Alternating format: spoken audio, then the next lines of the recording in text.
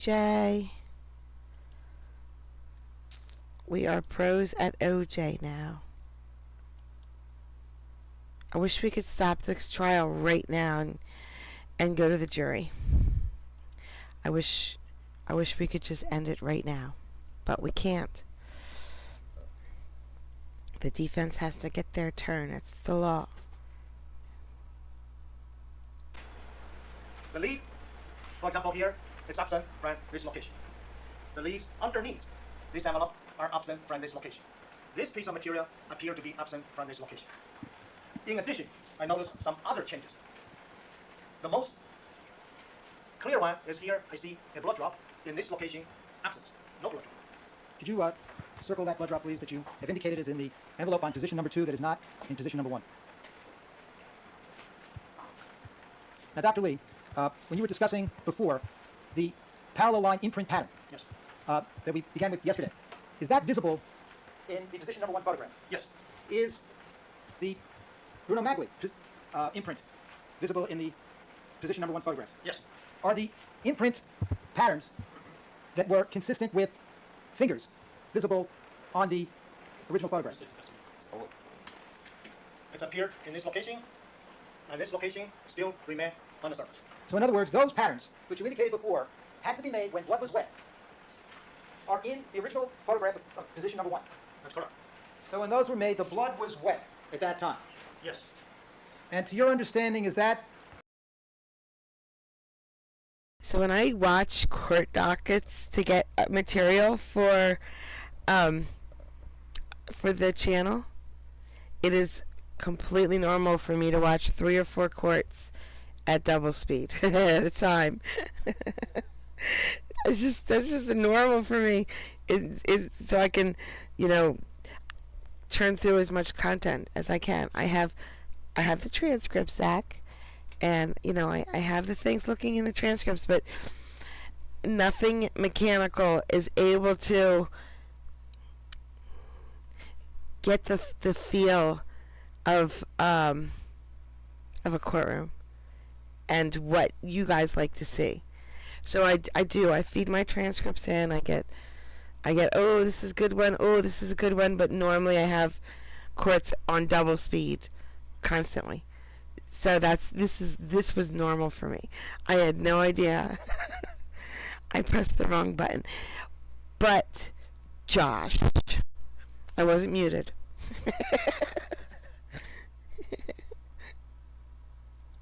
Before anybody came and touched that envelope and processed that scene. This appears... lack of personal knowledge, speculation. Sustained. Well, have you kept track of the testimony to some degree of the various witnesses in this case? Vague. No.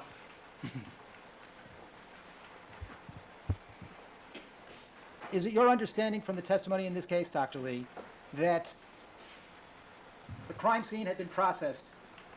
Sustained. It's leading. He's also said he didn't follow the testimony.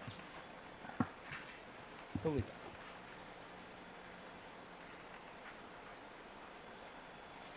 In terms of the blood stain that you've circled, is there any other stains that on the envelope in position number 1 that weren't there in position number 2 that weren't there in position number 1? There are some stains, however, very difficult to make a comparison due to... Seriously though, again, it's 3-dimensional. how did that drop of blood get there? Look at it. Tell this clearly, this one wasn't there. There are some subtle one, minor one, which I'm not going to testify. Now, in conclusion, Dr. Lee, from this envelope, can you determine from bloodstain pattern that imprint impressions that you've described were made on it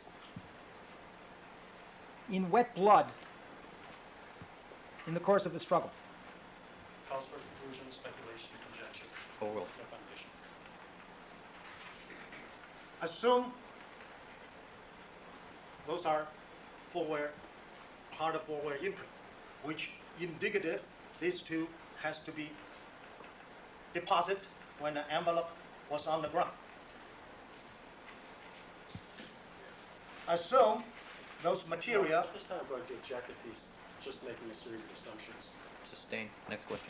Based on the assumption that the trace evidence and bloodstains as reflected in the envelope on position number 1 were deposited there during the course 7 inches is perfect for snow. of the homicides in this case, what does the pattern indicate? Speculation, conjecture, no foundation. Oral. Which indicative a movement and consistent with struggle. All right. And you're talking here about the Bruno Magli imprint, Yes, the parallel line imprint, yes, the imprints you've described as being consistent with fingers making contact with the envelope, The state's testimony. Sustained. the imprints on the envelope that you described in 1347 and At this point, 1348. counsel's just testifying. No, he's not. He's asking a question. Proceed. 1347 and 1348. yes, And those are all on position number 1. yes.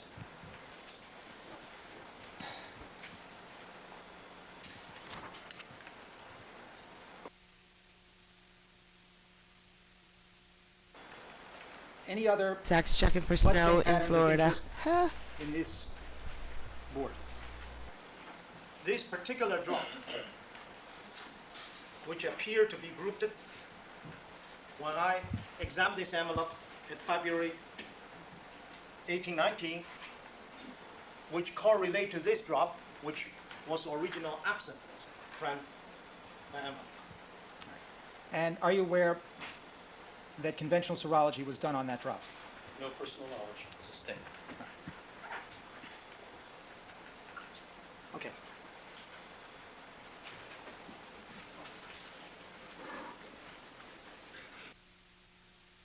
I don't mind driving in the snow at all.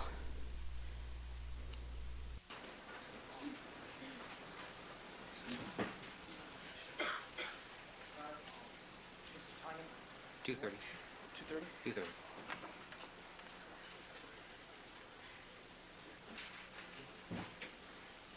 I ask that this board be marked defendants next in order. 1349. I'm sorry, 1350.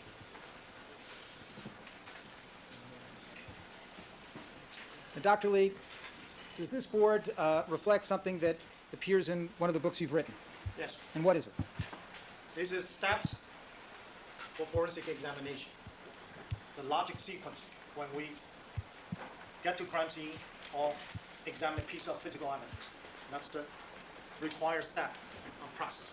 And I'd ask you to review these steps very briefly and connect it to what was available to you in the course of your investigation in this case and what wasn't.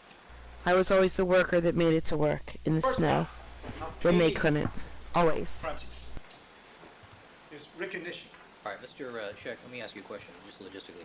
Given the nature of this chart, is there any reason we can't have Dr. Lee back on the witness stand and with the chart turned the other way? No, there So it isn't. doesn't block my view? Oh, okay. All right.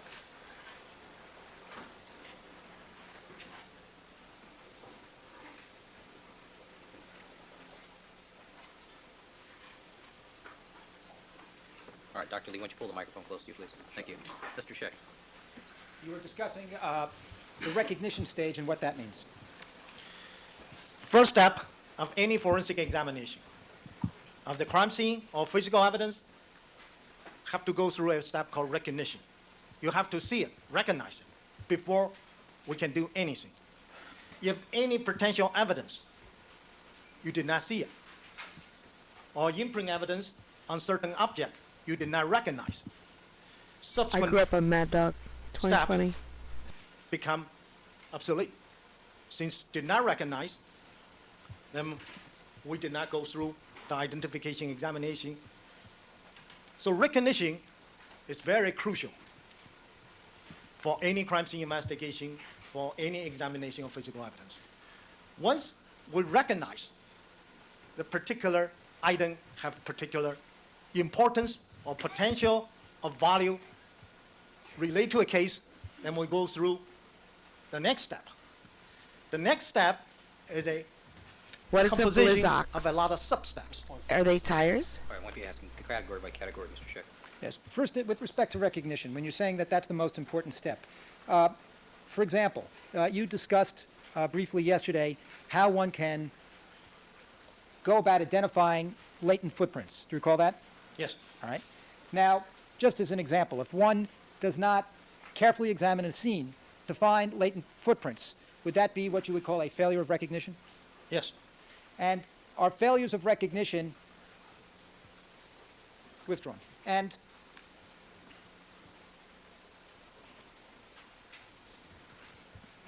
evidence that is not recognized. All right, I'm mindful of the time. Let's move on to the next step, preservation, documentation, and collection. What do you mean by that? This is a group activity. Have to be performed right after recognition. To This is a document group activity that the has to be original shape. performed. Okay. by variety of methods. Notes, diagram, photograph, videotaping, description, prior to the collection. Also have to, at the same time, preserve the scientific integrity and the legal integrity of this potential evidence after it's recognized. So would videotaping a crime scene be a method in terms of preservation and documentation? Yes, And would keeping accurate notes and with respect to what was collected, when it was collected, and who collected it, be the kind of thing that you mean by documentation and collection? yes. Trying to move through it. Proceed. What is chain of custody, Dr. Lee? Oval. Chain Oval. to a scientist, a forensic scientist. Chain of custody means start an initial step. We have to keep a record of this, any transaction of this piece of evidence. All right. Would, for example, counting the number of swatches used to collect the bloodstain be an example of activities in this preservation, documentation, and collection area? Unintelligible, and it's argumentative. Oval. Yes,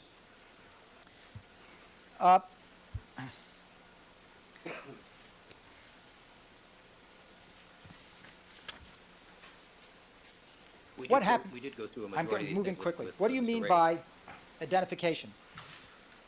once the sample collected, submit to the laboratory. First, we go through the identification step.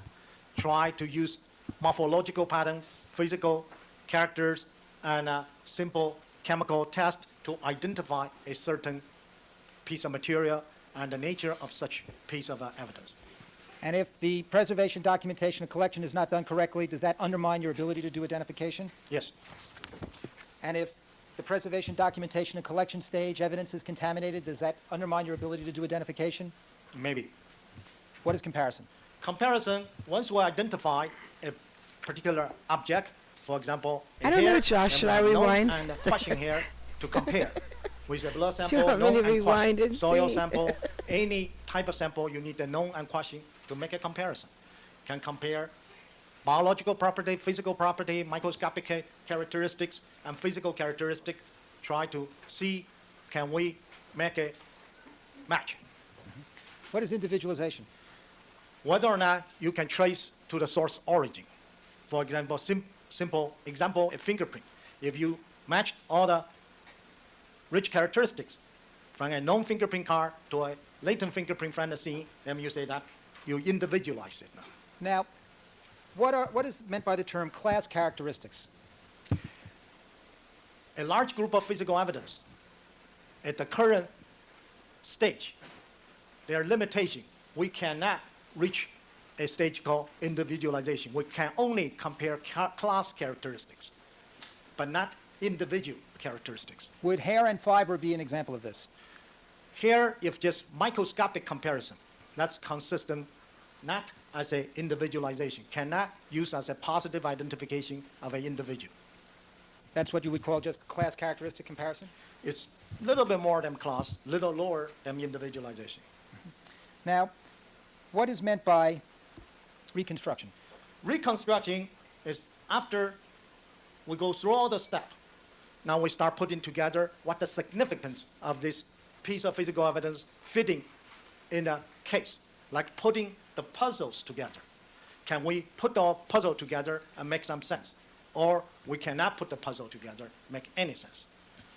Now, Dr. Lee, if recognition stage and the preservation and documentation and collection stage is not performed correctly, what does that do to the ability to do reconstruction? Asked and answered. Overruled. This is the foundation. If you turn this chart upside down, if the foundation, we don't have a foundation.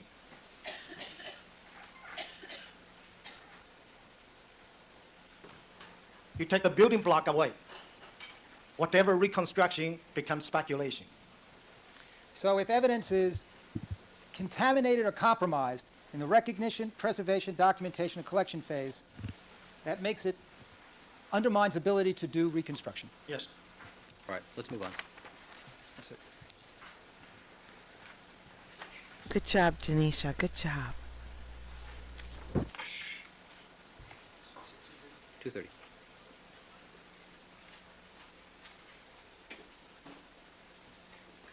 Outlines first.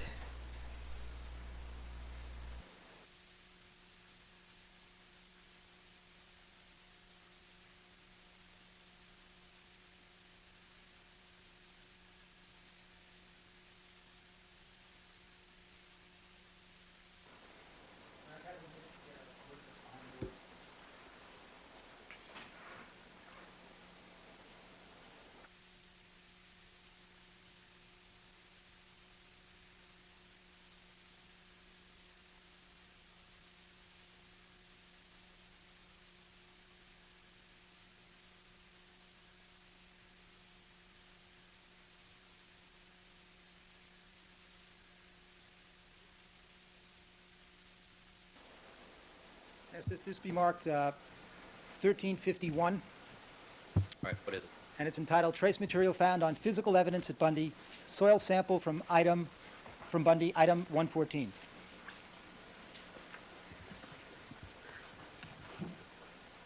Dr. Lee, could you please describe to us what is depicted by the photographs on this board?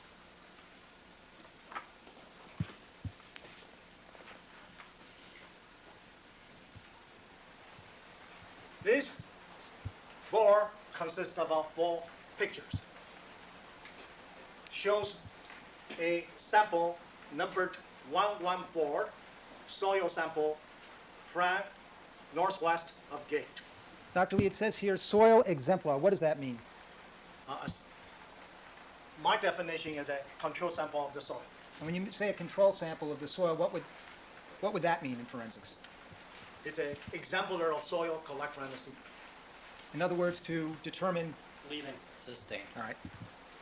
Please continue with respect to the photographs here. Sustained. All right. What is depicted in the central photograph indicating soil sample examined? On March 4th, 1995, when I examined this sample, I put a piece of paper, clean paper, removed the soil debris from this envelope. That shows an overall view of those soil samples in this plastic bag. What do the 2 pictures on the far right represent? These 2 photographs are photo micrograph, taking the pictures through a microscope, which shows besides the soil, there are large amount of trace material present in the soil, the soil sample. And when you say trace material, what are you referring to? I see dry vegetation, wood fragment, hairs, pen chip-like material, more hairs, fibers, a large amount of material in this envelope.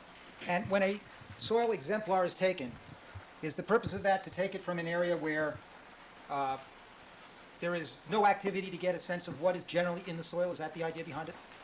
Well, cause for speculation. Overruled. Generally, soil exemplar we're taking at the location which we think have activities.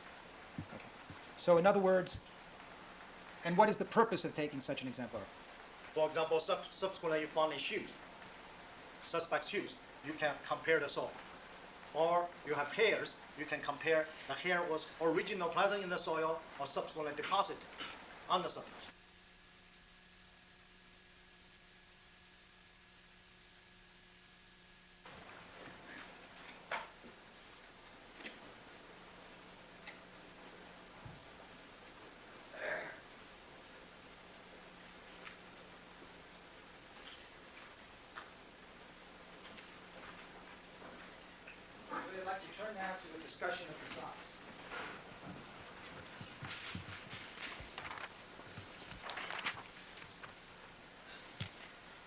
And it asks that this board be marked defendants next in order.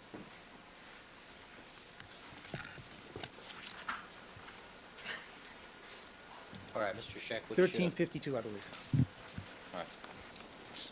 This first board marked 1352, entitled History of Socks, Item 13, June 13th, 1994 at Rockingham. Briefly, Dr. Lee, what is this? I don't think there's going to be any foundation for personal knowledge. Overruled. This board consists of 3 pictures. These 3 pictures were supplied to me by Attorney Shapiro. Next question. All right. Picture number 1 represents what in terms of the bedroom? Depicts an overall view, shows this corner of the bedroom and the rug on the carpet, the bed, and appear to be in the center of this picture appear to be a pair of socks. Direct your attention to the picture on the upper right-hand corner. This picture is taking appear to be a different point in time. We see some changes on the picture. However, this pair of socks appear to be in the middle of this rock. And Isn't this redundant of Mr. Ford's testimony? No, we're going in a different direction now. Call your attention to close-up of 2 socks. Yes.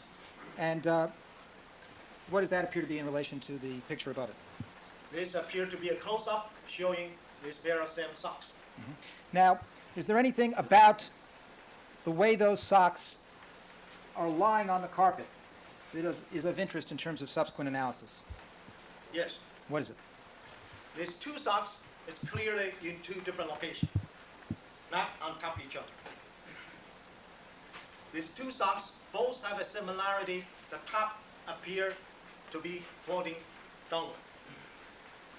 These 2 socks, both sides, the tip, the toe area cannot be seen whether or not due to this photograph, 2-dimensional representation, or in reality was tagged in, which I don't know.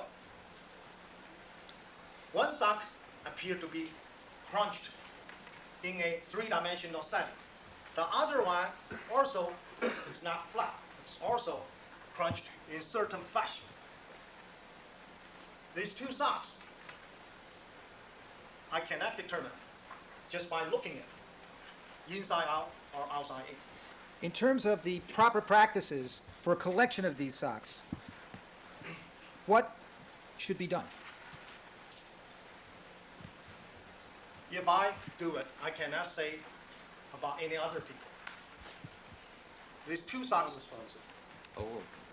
these 2 socks should be put in 2 separate bags. However, before I even pick it up, should note it, the condition. Dry, wet, moist, or damp. In addition, should definitely indicate inside out or outside in. The toe stuck inside or not, or exposed. The top, whether or not in fact fall down, works or not. A physical description and any obvious trace material or stain should be noted. Your Honor, you have 2 minutes, and I have another board that will take longer, so I would suggest for your time. All right, ladies and gentlemen, let's take our mid-afternoon break at this point. Please remember all my admonitions to you, and we'll stand in recess for 15 minutes. All right, Dr. Lee, you can step down.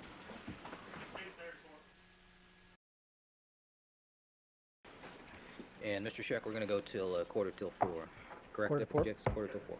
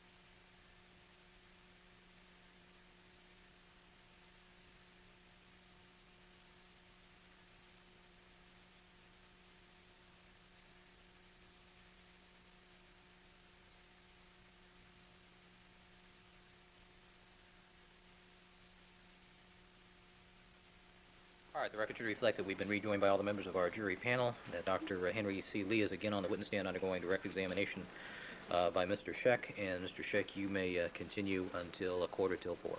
Thank you, Your Honor. Good afternoon, ladies and gentlemen.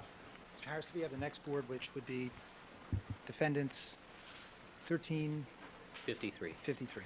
Oh, I'm Oops. sorry.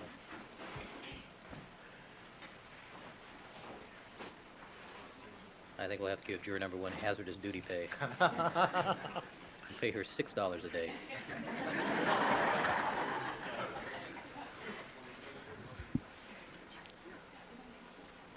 All right, now, Dr. Lee, you mentioned before that arrangements were made so that defense experts for the first time could actually examine items of evidence in this case at Albany Medical Center on February 17th and 18th and 19th, correct?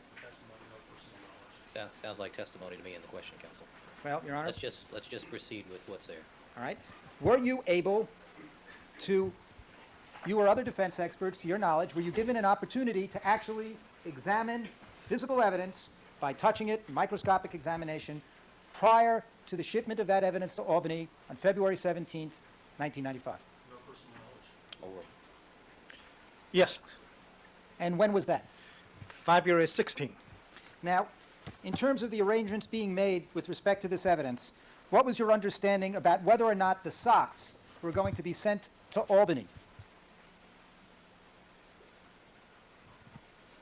I understand the socks was sent to a different location than Albany. And was it your understanding that the socks were not going to be sent to Albany? Sounds like testimony to me, counsel. Your Honor, This is testimony. Ask a question about what he did. all right. May we approach for a second, No, Your Honor? That no. matter of judicial notice? No, proceed.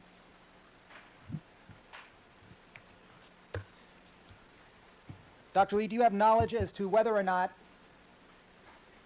testing was scheduled on the socks for purposes of detecting EDTA by the FBI? Calls for hearsay, no personal knowledge. Overruled. Yes, And when were you informed that was to take place? That is hearsay.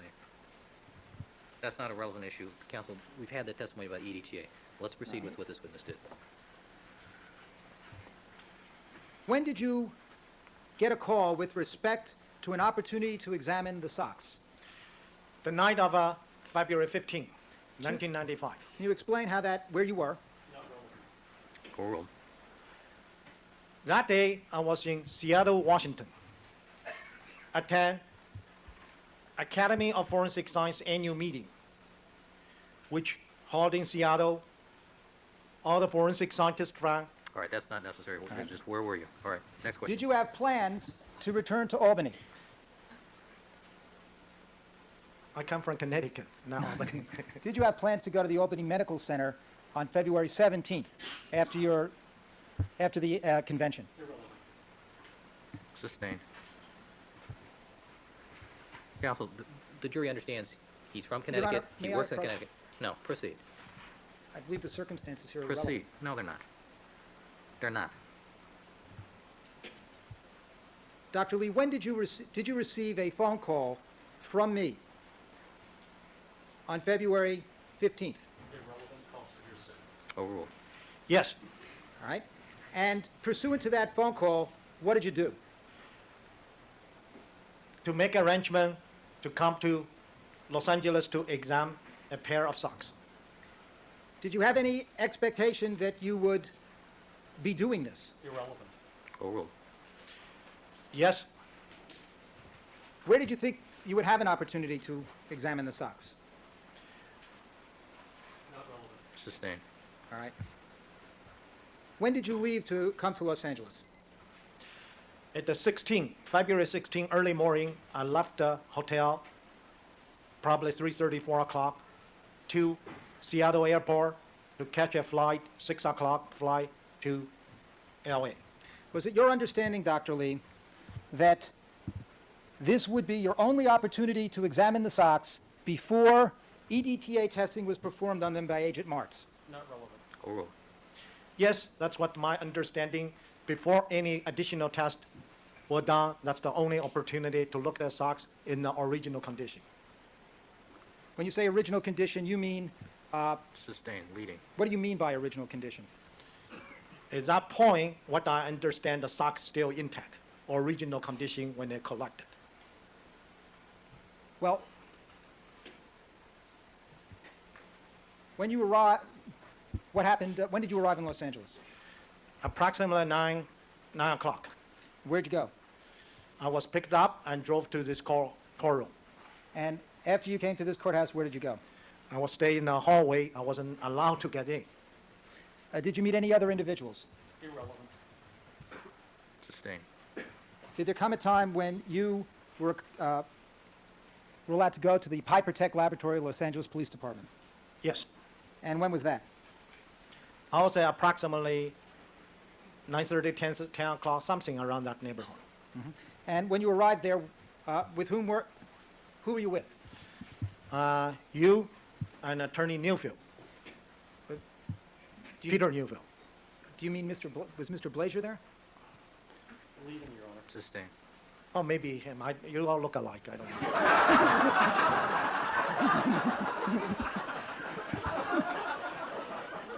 Next question. Thank you. And from around 10 o'clock, 9:30, 10 o'clock when you arrived there, were we joined by anyone else from the district attorney's office? Yes, quite a few assistant state attorneys. And where were we waiting? We're waiting in a hallway, front entrance hallway. All right. About how long did we wait before you were given an opportunity to get into a room and begin examining the socks? Compound. A long, long, long wait, very long, All right. until approximately 12:40. Did you have an understanding as to whether or not there was a deadline that you had in terms of your ability to examine these socks, when they would be taken away? Irrelevant. I was informed in the afternoon, approximately 1:30, these socks going to fly to Washington. Now, did you, starting at 12:40, have an opportunity to examine the socks? Exact time is 12:41. I examined the socks. All right. Now, before we get to this board entitled History of the Socks, Item 13, February 16, 1995 examination of LAPD, I'd like to put on the board a prosecution exhibit, which is 285, entitled Henry Lee's Sock Examination. Can I step down? You may. Dr. Lee, where did this examination of the sock take place? It's taking place in a small conference room at the LAPD laboratory. All right. Now, could you tell us, first of all, whose equipment was being used? Before I left Seattle, I made a request because I cannot bring my own laboratory to LA. I was in a conference to give speech. I have no equipment, no camera, no gears. I say, have to provide me with all those equipment, all the gears, glove, anything I need. I was informed, yes, everything you need will be there. All right. When you got there, what was provided to you? When I get there, they provide a microscope, a box of gloves. Now, this microscope, can you describe for us the nature of this microscope? This microscope appears to be similar to a stereoscope. Have two ocular, so-called binocular. Will view from the top. The object is putting underneath, and the external light source was also provided. Now, what was the quality of this microscope? It's terrible shape, unacceptable at the scientific standard. Why do you say that? The ocular is moving. The objective shaking. I can't even focus. Looks like need a lot of WD-40 something. What was that? Some kind of solution, yeah. WD-40 degrees type of solution. I can't even focus. I wasn't provide any micro photographer attachment. In other words, I have an inability to take pictures through the microscope, What's been called photomicrograph? photomicrograph, to document what I'm seeing. What about the power of that microscope? Because the adjustment almost impossible to make a true assessment. So impossible for me to make such determination. Can you please describe your activities as depicted on prosecution 285? There are 7 lawyers in the room, including my good friend here, Mr. Goldberg, yourself, Blazer, Hutchman, he's another excellent attorney, and Attorney Clark, another excellent attorney, good friend, and another attorney. You're indicating here Mr. Mr. Harmon. Hum used to be a friend. Also, they are laboratory people. When I walk in, I can see this feeling. I'm not welcome. Anything said to you as to instructions at the beginning of this examination? Yes. What was that? I ask what the procedure for this examination. What's the rule or regulation? What can I do? What can I not do? What was said to you? An individual, it's not the attorney, it's a laboratory scientist. Say, you are the expert, you should know it. In a very mean manner and unprofessional. Could you please go back to the board, describe what happened next in terms of what's depicted here, the course of the examination? The next question I ask is there any better equipment I can use? The same manner, that's the best we can give it. I feel a little bit upset for this uncalled for, unprofessional. Mr. Scheck? Yes. I need to ask some questions here. Now, this picture over here, there's an indication you're putting your arm into the bag up to the elbow. Why were you doing that? To examine whether or not have trace material inside the bag. The second picture shows you with a piece of paper in the bag. What are you doing there? I did notice some trace material. However, I was instructed cannot be collected, so I put back to the paper bag.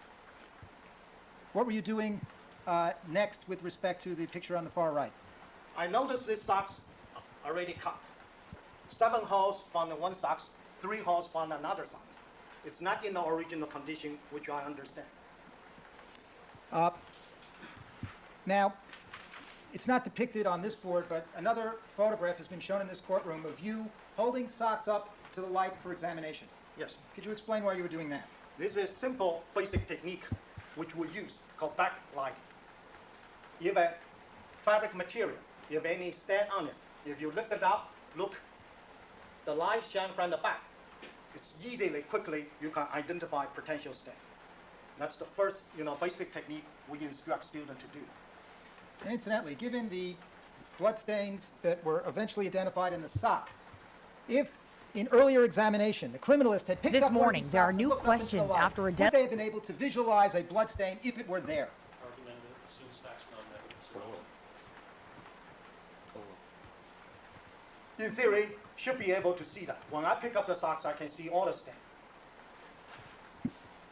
Now, Dr. Lee, there's an indication here of moving from one sock to the other sock. Yes, And did you examine one sock and then the other sock? yes, I examine one sock at a time. All right. And between the examination of one sock to the other sock, did you change gloves? Yes, I did. Any question about that in your mind? No question about it. Now, Bye, T. can you tell us what you were able to observe? Is there anything else of note on this board? Yes. What is that? I noticed there's both socks in one bag, in one envelope. I made a comment. I said, why those 2 socks in one envelope? And what is the significance of putting both socks in one envelope in terms of forensic procedure? Start that initial moment. You pick up the socks, put in one envelope. You already contaminated both socks. You have a cross-contamination. It's no longer it's virgin state. Is there any significance in terms of this examination that you were not wearing a lab coat or a hairnet? I wasn't provide with a lab coat nor a hairnet. After I look, these both socks already putting in one envelope. Doesn't matter what I wear. Spacesuit, body arm, still contaminated. Now, Dr. Lee,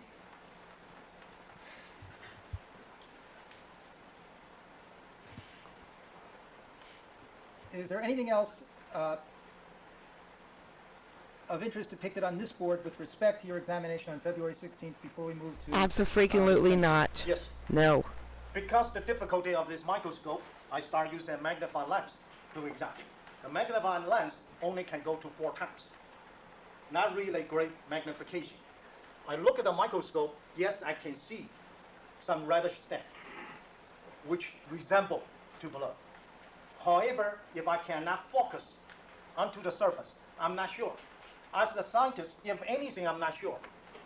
I don't want to come to this courtroom to testify. Now, Dr. Lee, as you were conducting this examination, what was your, and you indicated that began around 12:40, Yes, sir. what was your understanding as to when it had to end? Has to be ended before 1:30. Move to the next board. No, not yet. I haven't finished. I'm sorry, you have Well, who's doing the examination here, Mr. Schick? Dr. Lee. Kelly, call your how are you attention to the doing? Picture in the bottom right-hand column turns inside out. You're doing Can you okay, explain the Kelly? significance of that? I want to see both sides of the socks. Why is that important? The exterior surface and interior surface, if any transfer, you should see both sides. Try to understand the nature or mechanism of any of those transfers. With respect to the bottom left-hand photograph, could you describe what's going on there? I'm taking pictures. However, only this is not a photomicrograph, just a regular picture. In addition, I put a ruler on top of the socks Why'd you put a ruler there? to show the dimension of this cutting. Any other pictures that would assist you in describing the next board that's on the prosecution's board? The ruler of this and that is a 2 different rulers. Oh, these are, and what are these rulers? The ruler, I carry a lot of rulers. As a matter of fact, like a business card. A lot of people collect my rulers, so usually after I exam, I just pass it away, give it to someone. In this day, I give quite a few rulers to people in the room. So these are 2 different rulers. Yes. Okay. All right. I have to do this. I don't want Now to do turning this. to- I have to do this. I forget the number. 1353. eBay. Let's try eBay.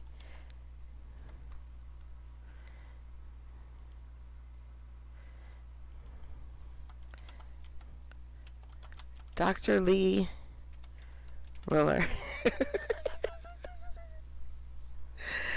No. Nope, nope. I thought there would be... Nah, it's not it. What's his first name, guys? Dr. Whatley? Henry? Dennis Fung? Dr. Anybody remember his first name?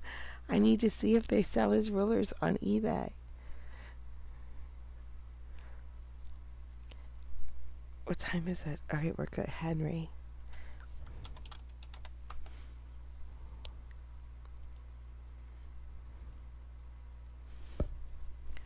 Okay, no rulers. I thought maybe, just maybe, someone would have one of his rulers he gave away on eBay. I was wrong. 1353. Could you describe for us what these photographs are on 1353 concerning the examination you did on February 16th, 1995? This board consists of 9 pictures, 3 columns. Column 1, picture number 1, depicts a portion of view of this brown paperback. Numerous writing on this brown paperback, initials, numbers, tape, which indicative numerous examinations already performed. Second photograph depicts an envelope appeared to be from Department of Justice. This envelope also have initials and writings and different date, which again consistent with this envelope being open, socks being examined. The last picture of this first column is an overall view. When I took the content out, consists of 2 socks, 2 little centrifuge tubes. Inside the centrifuge tube appear to be little fabric material remain in those tubes. Column number 2 depicts the socks. Narrative, Your Honor. Depicts socks 13A. The overall view shows the socks with my ruler. On the socks, I notice some trace material and hair adhere on the socks. I did not remove it. Also, I noticed their cutting. One of the cutting have blood-like stain on the periphery area. There are some red smear on the other side of the socks. Dr. Lee, let me stop you right there. You say that this photograph is what is 13A. Yes, sir. And this is the cutout from the ankle stain area, 13A. Yes. And this is the cutout section was the material that was used to do RFLP typing by the Department of Justice and cell mark that got RFLP results consistent with... It is a all that. very long sock. Now, you've indicated that on what has been characterized in previous testimony as surface number 3, Yes. that you saw reddish stain. Yes. Did you put that in your notes? No. Why not? I cannot document it. I cannot prove the existence of it. Therefore, I did not put that And you can't do that because? because I don't have a equipment capable to do a close-up photomicrograph documentation. Could you please move on to the column 13B? Column 13B shows the other socks. Overall view picture is the first frame. Next picture shows the 3 cutting on the socks, some marking on the socks. The last frame of the socks again shows there are different stain and trace material here on the socks. Anything else of interest with respect to the socks on this board? No. And I'd ask that the next board, which would be marked 54, 1354.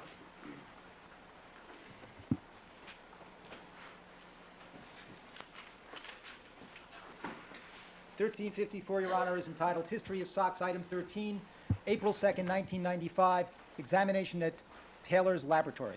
Thank you. Now, Dr. Lee, did you have an opportunity to examine the socks again on April 2nd, 1995? Yes, And where did this take place? this take Mark Taylor's laboratory in California. And were representatives of the Los Angeles Police Department laboratory present? Yes, And when you were conducting this examination? yes. All right.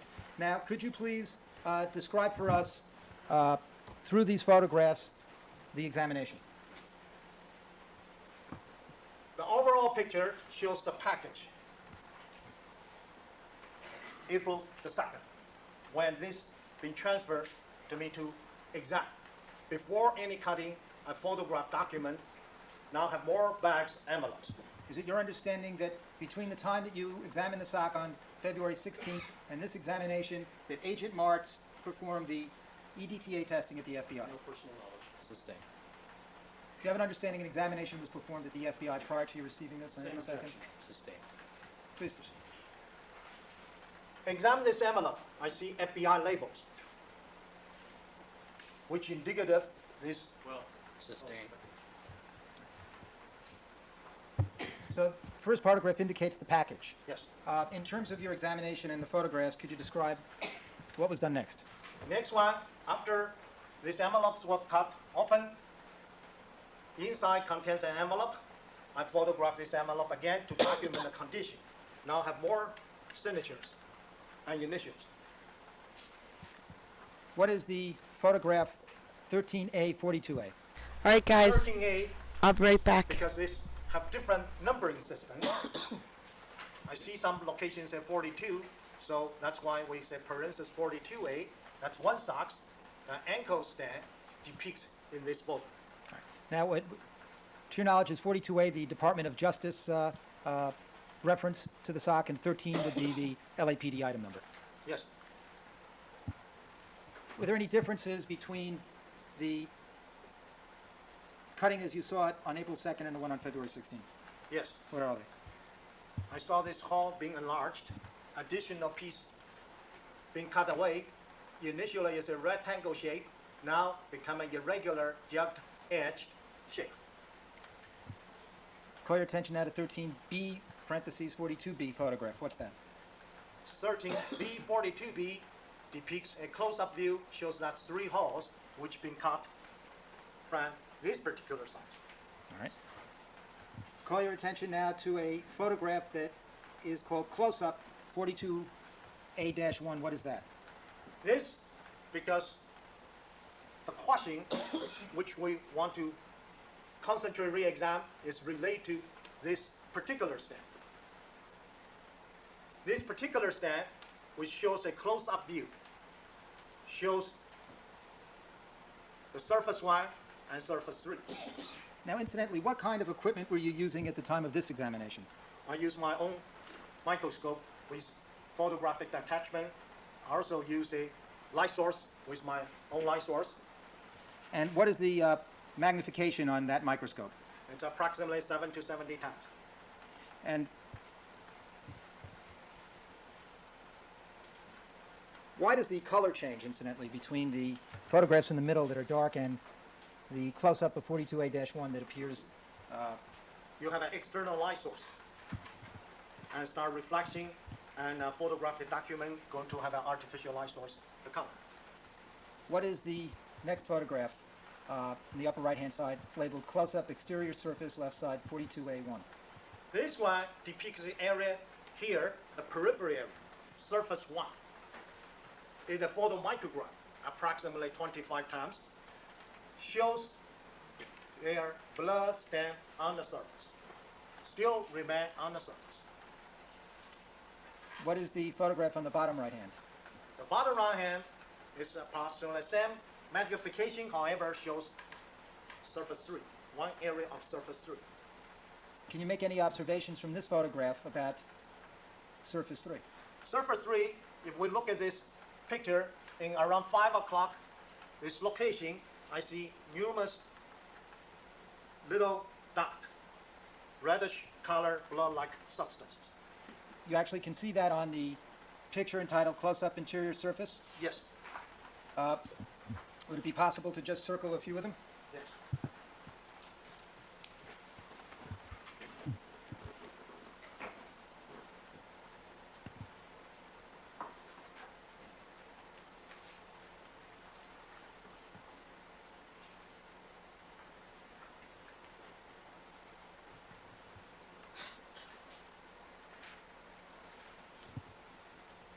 Before we turn to the next board has further close-ups, is that correct?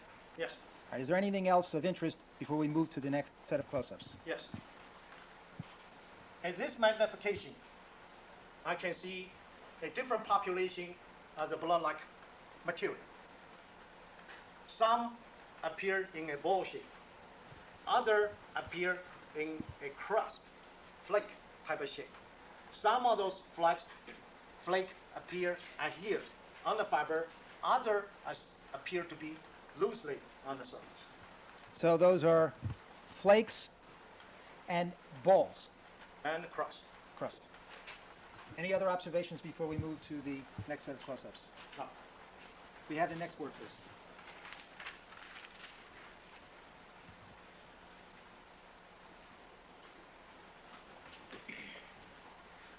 This would be, Your Honor, 1355. 1355, entitled History of Socks, Item 13, Close-Up View of Blood Stain on Item 13A, parentheses 42A. Dr. Lee, could you explain to us what these series of 6 photographs represent? It's 6 photographs. The top row 3 represent the exterior surface with magnification.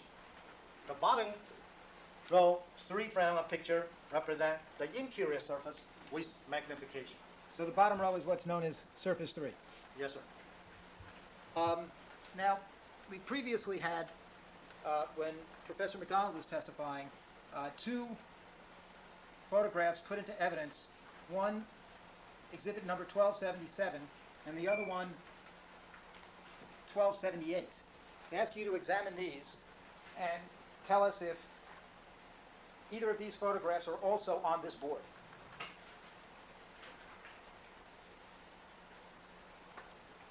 Yes.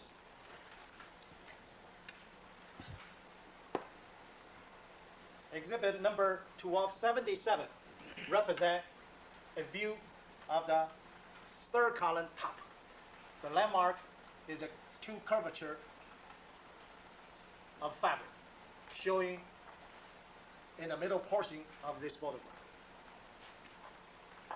The second one, which represent in this board, is 2nd column bottom frame, a ball-like reddish stand showing in this location. And so, this photograph, defendant's 1278, with the circle, the blue circle, that is what Professor McDonald is referring to as the little red ball? Yes, the same location, but this have a higher, bigger enlargement. All right, Dr. Lee, could you please proceed with your description of the examination you performed in terms of these 6 photographs? First row, exterior surface, on the surface, fabric surface, have blood-like stain. Those blood stains basically distribute on the fabric itself.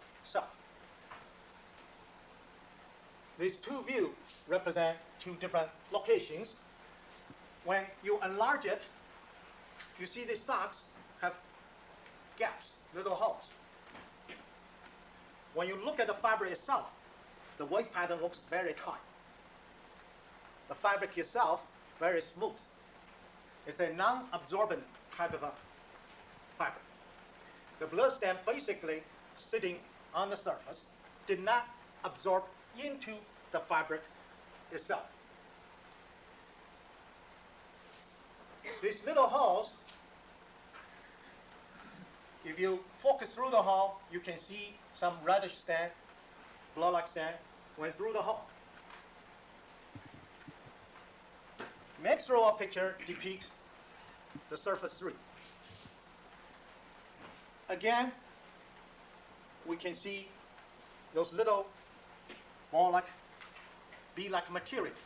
However, it's become very difficult to photograph at the 70 time. The distance, room for focus getting less and less. So you only can focus and photograph one stand at a time. You cannot say take a picture shows a row of balls. You only can show one. The rest are going to be out of focus. This picture shows one of the better representation. Subsequently, I took some other picture and I see some little ball material in here. In addition, their piece of unknown substances was also found on these socks. Could you please circle on the photograph to the far right-hand corner some of the other little balls that you saw?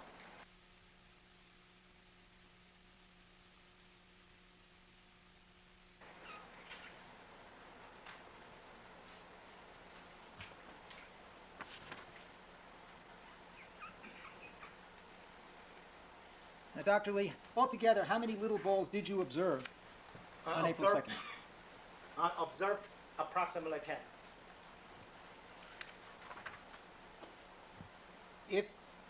And you say that this observation was made by changing the focus of the microscope? Yes. Now, why did you just document these 2 pictures?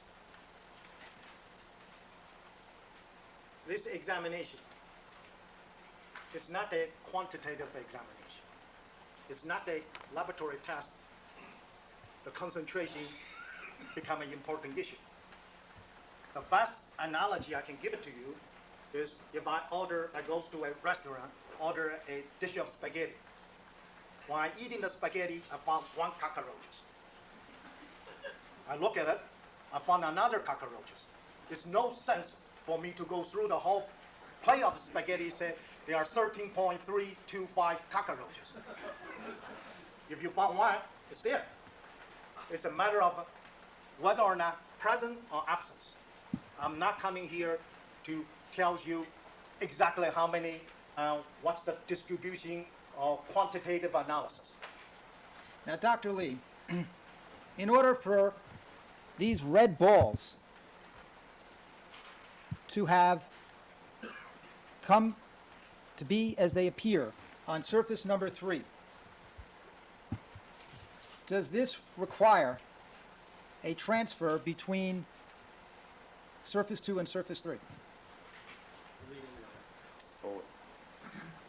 It's not necessary to have a surface 2, surface 3, but surface 2 have to be contact surface 3.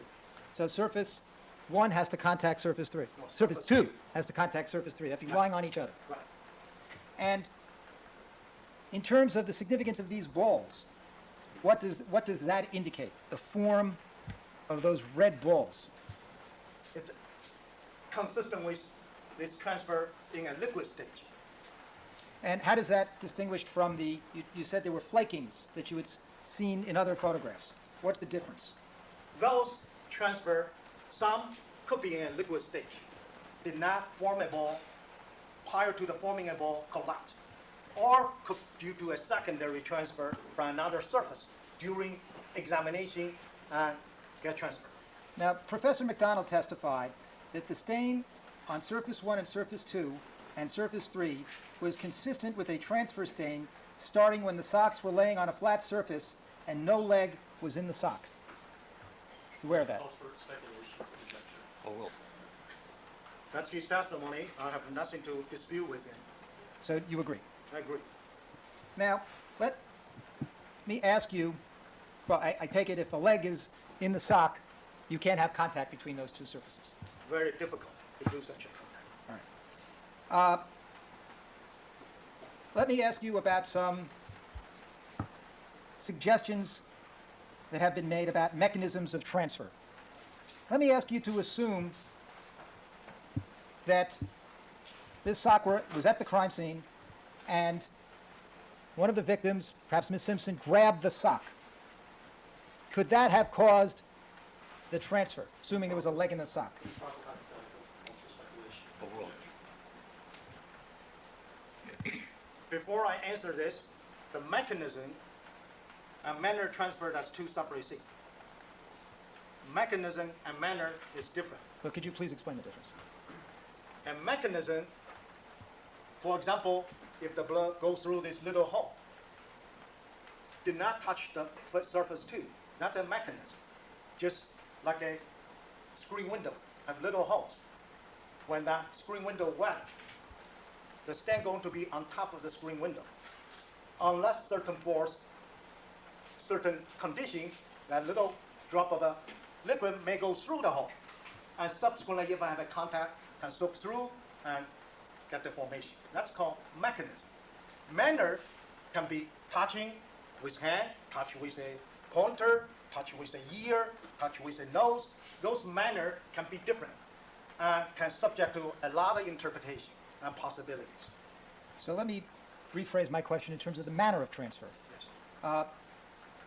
Assume that these socks were at the crime scene on an individual.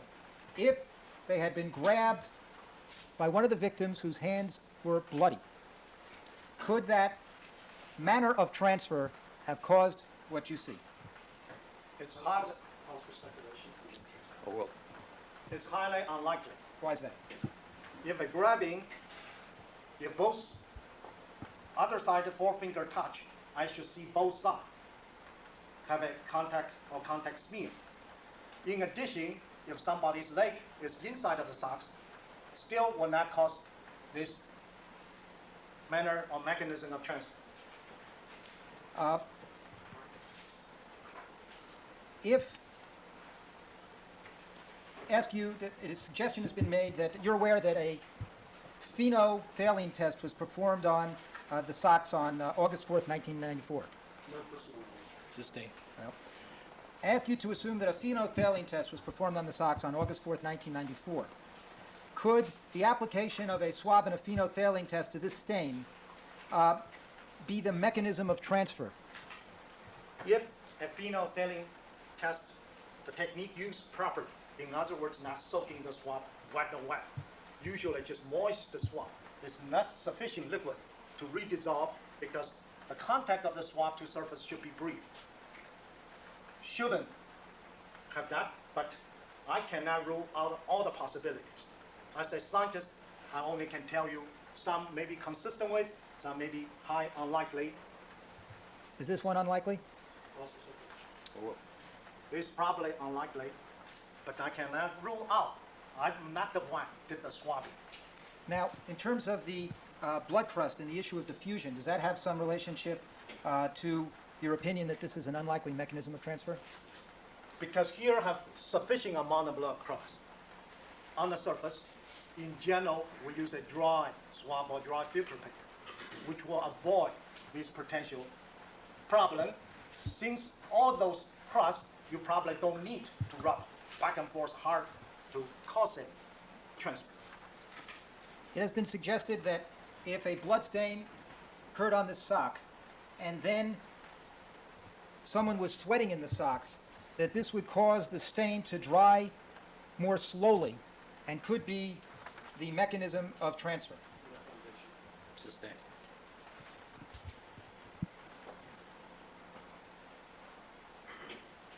Is that to the form of the question, Your Honor? Foundation is what it is. I'm sorry? Foundation. Foundation. Dr. Lee, let's assume that a blood stain was deposited on the sock. And then 10, 15 minutes later, during that 10, 15-minute period, someone was sweating in the socks. And then the socks were taken off. Could that be a mechanism or manner of transfer that would be consistent with your observations here? No foundation. Overruled. Also speculation. Overruled. The blood stain on the surface, still in an intact shape.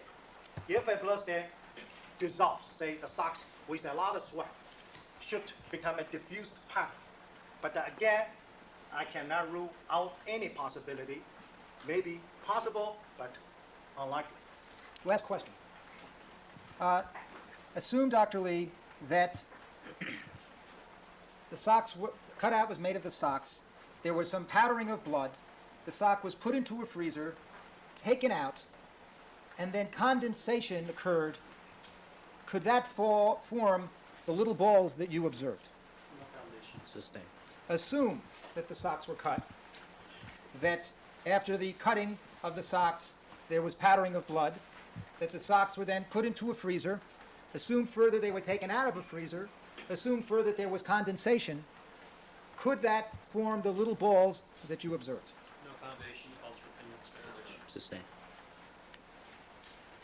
Dr. Foundation is to experience in this sort of thing. Counsel. Do you have foundation? Do you have experience, Dr. Lee, with putting biological evidence in and out of freezers? We store our biological specimen in the freezer. We have to take in and out once in a while, but not every minute. So I really cannot say, check out every minute what kind of effect going to cause. But do you take, when you say every minute, what do you mean by every minute? If biological evidence is stored, I ask you to assume biological evidence is stored for a matter of days and then taken out, cutout is made, could powdering from that cutout, let me start it this way. I'm running, maybe I should, rather than struggle with this hypothetical, my last hypothetical in this area, I think we should go to the dentist. All right. All right, ladies and gentlemen, we're going to take our recess for the evening. Please remember all my admonitions. Don't discuss the case amongst yourselves. Most importantly, don't form any opinions about the case. Don't conduct any deliberations till the matter has been submitted to you. Don't allow anybody to communicate with you with regard to the case. As far as the jury is concerned, we'll stand in recess. All right, when we regroup, I'd like to see counsel, and we'll proceed to our arguments on the other matters. Please, Mary, vote.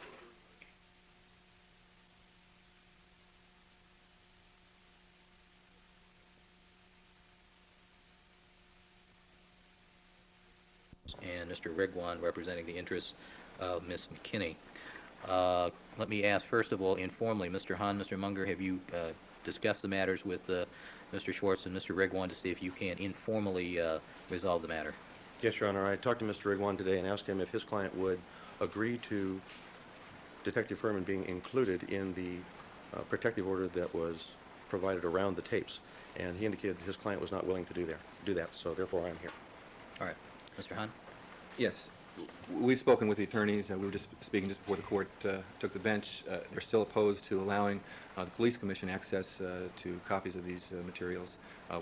We're hopeful that we can continue to maybe persuade them, but perhaps the court could be helpful in that matter.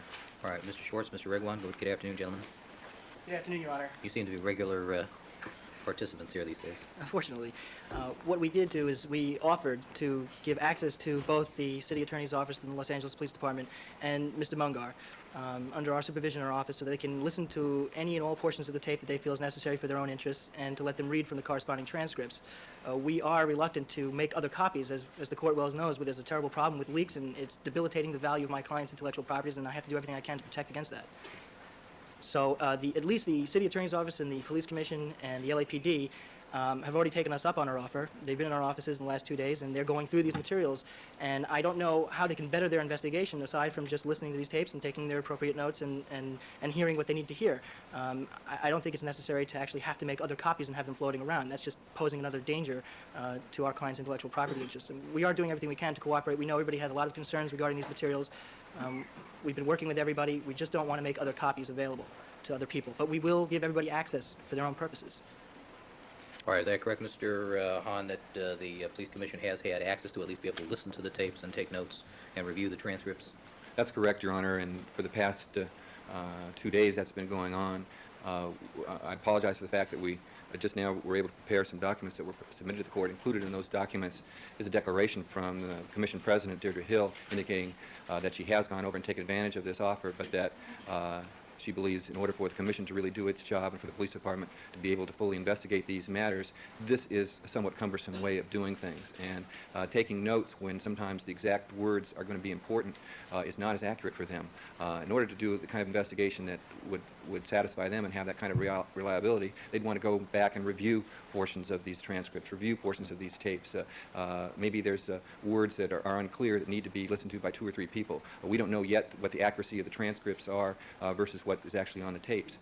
Those kinds of issues are ones that certainly we can get a general idea by listening and taking notes, but it's not the way, and I'm sure the court is familiar with this, that Los Angeles Police Department likes to conduct these kinds of investigations. And they believe in order to do a proper investigation, which they believe the public really demands, that they need access to these materials in a way so that they can view them on their time, on their schedule, and in a way that's most beneficial to getting at the bottom of these allegations to see whether or not there's any truth to them, to see whether or not this is going to lead to further investigations. And while we're very grateful for the opportunity to be able to listen to these tapes and to review the transcripts at the law office, it really is not going to be the way that we can complete this investigation. All right, Mr. Hahn, you indicated, did you file something this afternoon? Yes, Your Honor. All right, I have not had the chance to peruse that. Fielding information, I wish only to use them for as long as it takes me to review them with my client. I will immediately return them. I'm not in the same position as the city with a administrative investigation. I have a live witness that's going to take the witness stand that's supposed to be a perjurer. All right. The difficulty I have, counsel, is that this is a relatively unusual situation for which there is no guidance or precedence. We have 2 non-parties, the City of Los Angeles and Detective Furman, coming to this court asking for access to evidence that we have gotten by means of a subpoena ducis tecum through the interstate process, that the person who owns these materials, owns it both physically and as an intellectual property, has consented to give us these materials without too much of a fight, and has asked for reasonable restrictions on the use of those items. The problem being is that, for reasons that are pretty transparent, those items have been leaked and has the impact of, I don't know that it necessarily diminishes, of which I think we all agree is not a professionally prepared transcript. I understand the prosecution has prepared their own transcript, and I believe that was delivered to the court this morning. Is that correct, Ms. Clark? All right. And the defense has also prepared some of its own transcriptions as well. Is that correct, Mr. Cochran? All right. So now we're going to have 3 sets of transcripts as to one tape, all from 3 different sources. Mr. Schwartz, Mr. Rigwan, I am acquainted with these 3 counsel, Ms. House, Mr. Munger, and Mr. Hahn, and I have great faith in their professional integrity. I am inclined to request you to talk to your client to allow the court to give to Mr. Munger and Mr. Hahn and Ms. House 1 copy for the police commission, 1 copy for Mr. Munger of the district attorney's prepared transcript, with each copy with the appropriate do not copy stamp on it, so we can tell if it ever turns up again photocopy where it came from. But I feel confident that I could order both Mr. Hahn and Mr. Munger not to make any copies and to return those transcripts to the court within a reasonable period of time. I understand you would need, however, the consent of your client to do that. And if you could consult with your client, contemplate that. Thank you, Your Honor. I will do as you request. However, I'm sure this court has the same level of confidence for the professionalism of all the other attorneys here. And as we know, something is amiss, and something has been leaked by somebody this court has confidence in. And the more people that have this... Well, Mr. Schwartz, what I said is I have personal confidence in Mr. Hahn, Mr. Munger, and Ms. House, since I know these people. That's what I've said. So, Oh, okay, Your Honor, I will ask my client for her permission to do that. We would request, if she's so inclined, reimbursement for the copying costs. actually, what I had in mind is the transcript prepared by the district attorney's office. Okay, that would be fine as long as it's okay with my It would client. not be at her cost. Subject to my client's approval, that'd be fine. All right, and my staff would do the stamping for purposes of photocopy protection. Okay. May I address the issue of the leaks and the proposed hearing? Yes. Thank you. We've done... Actually, counsel, let me do this. Let me ask you to step in the chambers and discuss this matter with you, the court reporter, 2 counsel from each side. That'd be fine. All right, Thank you, Your Honor. let's do that. Excuse me, Your Honor, may I just address one thing before I leave the bench? Yes. I understand that there is also under seal a proffer of items that would be offered against Mr. Furman. May I also get a copy of that document? Yes, I'll order that. And the people's response. A request for Detective Furman's counsel to have a copy of the proffers that have been filed. Well, Your Honor, may I say one thing? In this matter, then I'm really glad to see Mr. Munger here, a fine criminal lawyer. This is in the nature of impeachment, and I think that before the court orders that, I would think the court would want to perhaps hear from the defense in that regard. This is our proffer, and I would just think you'd want to do that. It seemed reasonable and fair. This is the nature of impeachment. These are tapes that we pursued and we got, and so I would ask the court to consider that before you make some final order. All right, well, you're objecting, I take it. Well, I'd like to Think about it. I'd like to think about it if I might. All right. If you don't mind. All right, I want to deal with the issue of the leaks, however, with counsel. And we asked Larry that they provide this member with a copy of the court's copy be provided with the member of the transcript. Well, I mean, I'll make arrangements to have it photocopied. I'm not asking you to do that. Your Honor, may I be excused, or does the court want to hear the swatch? Make sure we this afternoon. Sure, why not? I thought we were going to do that Friday. Oh, okay. That was our agreement, I thought. Oh, okay, sorry. We're busy. I just wanted to make sure. All right, let me see counsel in chambers with court purchase. All right, back on the record in the Simpson matter. Mr. Simpson is again present before the court with his counsel, Mr. Shapiro, Mr. Cochran, and Mr. Blazier and Mr. Scheck, people represented by Mr. Goldberg and Mr. Darden. Record should reflect the absence of Ms. Clark. Mr. Darden, I understand that Ms. Clark is ill today. She is not available. All right, and my understanding is that you wish to proceed in her absence and request that I advise the jury that she's not available today, but the prosecution chooses to go forward. All right. All right, the record should also reflect that we have had an in-chambers conference regarding a item in the newspaper which slipped by our censors. And we've interviewed the jurors who had access to that. And I requested counsel to confer and see if there's any further requests for any inquiry. All right. Mr. Darden?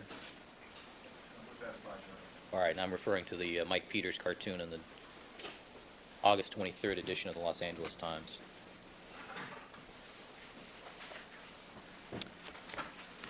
All right, Mr. Cochran, I take it you have no personal objection to that? No, Your Honor, I'll be representing that individual sentence. I have no objection to it. All right.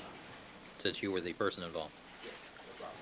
All right. If I were you, I would have found it both humorous and complimentary. Yes, Your Honor, go ahead and identify that. I haven't seen it, so I appreciate it. All right. That's the only part of the Times I read these days. Mr. Blazier, all right, we need to go on to the swatch drawing experiment argument. Do you have anything else before we launch into that? Yes, very briefly. I filed a brief this morning with respect to the discovery violation/sanction. I would not call that a brief. I would call that a tome. Well, most of it's attachments. It's just a copy of the notes that The supposedly were fact that described. it's an inch and a half thick. Well, here's what I'm suggesting. The brief is only 9 pages, but what I'm suggesting is I can't imagine that the prosecution is going to be able to show any harm from what turns out to be 21 pages that relates to Dr. Lee's testimony, all of which was contained in his report. If the court is going to consider imposing any kind of instruction or any other sanction, I would ask that you review that prior to doing it. Otherwise, I would suggest that you defer this until you have more time. It's not worth the time, quite frankly. But if you're going to impose anything, I would request that you review it. May I All respond right. to that briefly, Your Honor? Yes. Your Honor, we prepared a list yesterday, actually. Ms. Martinez prepared this for me, of the items that Dr. Lee testified to and the references to those items in various reports. In other words, it correlates the materials that we previously provided to the court by dividing them by subject matter. And I'm wondering whether the court might want to take a look at that and have a copy of that document. Yes. The other thing is, Your Honor, we would like to take a look at researching the issue of motions to reconsider. I've done this before and argued this before, but not for a couple of years. And there are provisions either in the Rules of Court or the Code of Civil Procedure dealing with when it can or cannot be done. And perhaps we should do that before the court undertakes the process of reading this brief. Well, Mr. Goldberg, let me tell you frankly what my thought process is, and maybe this will help you. In fashioning any sanction, it's important to know what the nature of the harm was and what the prejudice was, which is why I've asked you to respond in a specific, item-specific way. What is it about this particular item in Dr. Lee's notes, the fact that you did not receive those notes until, the 8th of August or so, and the fact that Dr. Lee started his testimony on, as I recollect, the 22nd, what is it about that information and that 14-day period that didn't give you sufficient time to prepare, or what came as a surprise, or what do you have to do? Say, for example, Dr. Lee's testimony regarding possible other shoe prints, to be precise in these things, whether or not you had sufficient opportunity to send copies of these items to Mr. Boziak to consult with him. That's what I want to know. I want to know what the nature of the prejudice is, and I understand you're going to file that sometime this afternoon.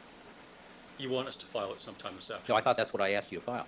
You asked us to file it, but as I recall from reading the transcript, you didn't give us a time deadline. Well, Dr. Lee, I assume, from our progress in the boards, is probably 2/3 of the way through his presentation. Well, Mr. Scheck told me he is intended to finish by 12 o'clock, or maybe it will spill over a little bit. So the to issue next is day. then whether or not you're Okay. entitled to a delay to prepare. I understand. Right. But in terms of delay, Your Honor, just so the court knows, although the people's position is that perhaps we've been irreparably prejudiced, nevertheless, from a tactical perspective, we do not want any kind of an extensive gap between the end of Dr. Lee's testimony and the beginning of our cross-examination.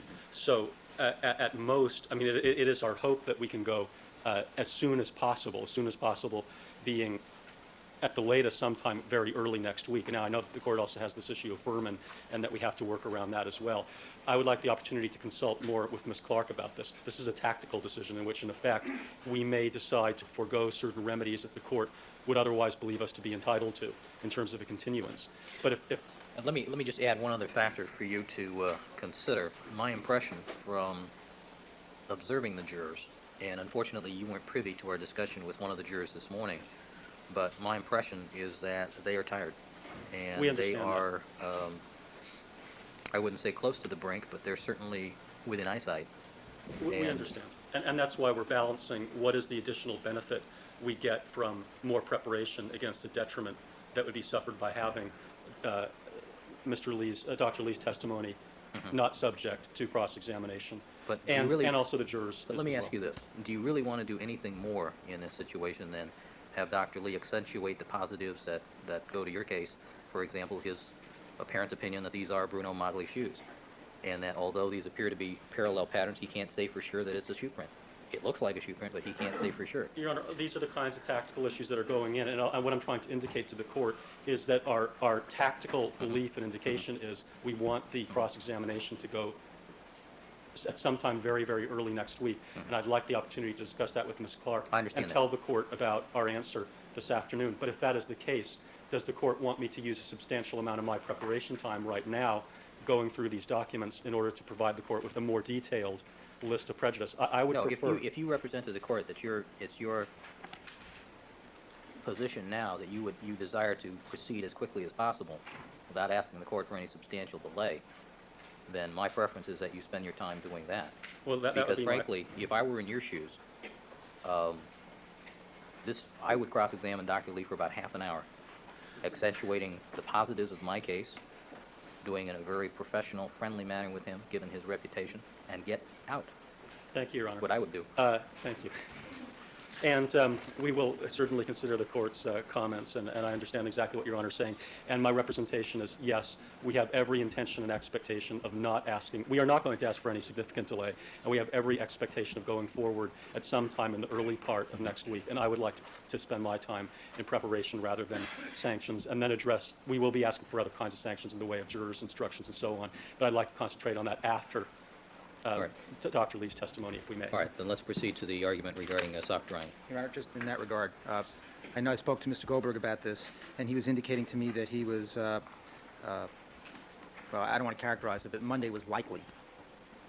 What we would just like to know, maybe he can tell us, he indicated to me he wants to speak to Ms. Clark, and by sometime this afternoon, Dr. Lee is going back to Connecticut. He has very important business, and he needs to know, from purposes of scheduling, our position about prejudice is contained in the papers Mr. Blazer filed. But we would just like to know something by this afternoon so that we can make appropriate I plans. assume that just as a matter of courtesy, Mr. Goldberg will try to give us some information in that regard by this afternoon. Your Honor, one point, quick point before we proceed to the argument on the swatch drawing having to do with the next board that's coming up. I just have a quick question, and that is this. Which board is this? This is the Rockingham board. You have it in front of you. I noticed last night that... The Rockingham board. Right. Which one are we referring to? It's only one board, and The only Rockingham board I have is history of socks. No. Wait. Is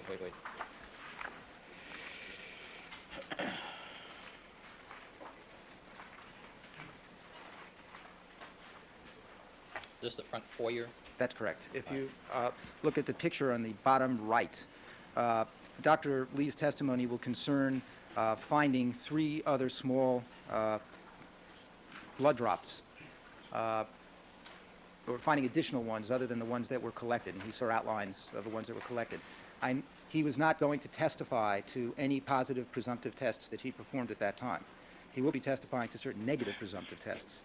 I noticed in the bottom right-hand photograph that where it depicts the location of the various drops, that there is a swab on the ground, which looks like, or could be interpreted as a presumptive test.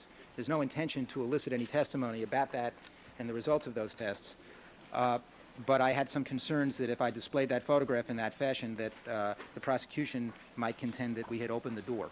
And if that, I just wanted to iron that out. If that's going to be the case, then we'll cover up that photograph. We have no intention of eliciting it. The other thing that the swab is being used as a pointing device, something that just sort of came to hand at that location, rather Yes. than the little red tapes and things. It serves that purpose there. Okay. Well, that's kind of an ambiguous response to the court's answer, because you can clearly see that there is a very distinct and unnatural color on these swatches, a bluish-green tinge that's caused with the orthotolidine test that Dr. Lee performed. So it is in some ways more distinctive looking than the phenolphthalein test results, which are pink and could conceivably by a layperson be mistaken for blood. This cannot be mistaken for blood. This is clearly the result of a presumptive test. It would be our position that this does open up the door on presumptive blood testing. I guess counsel could probably cover up the little cards with the Q-tips on them. I mean, that would be one way of handling it. What did we, Dr. Lee found other apparent blood stains, did a test on them. What test did he do?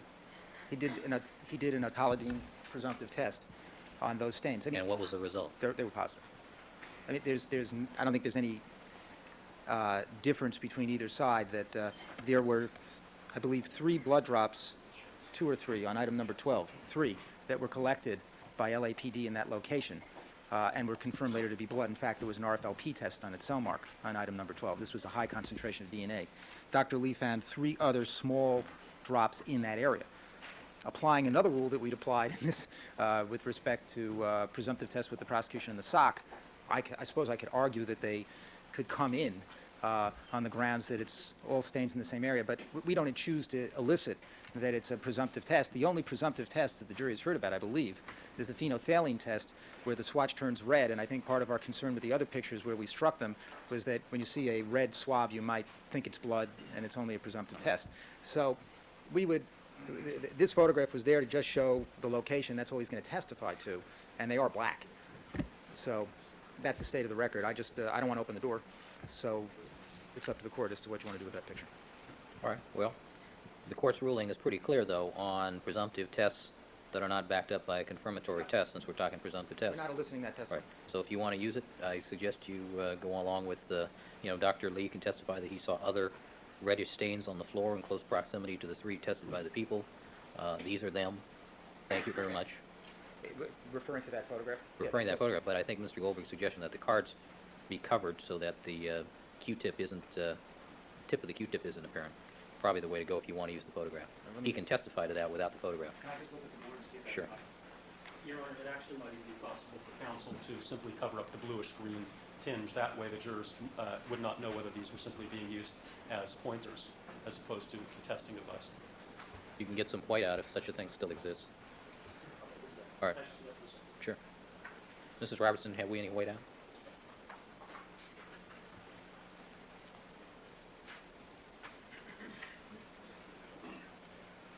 All right, let's go on to the argument regarding swatch drying.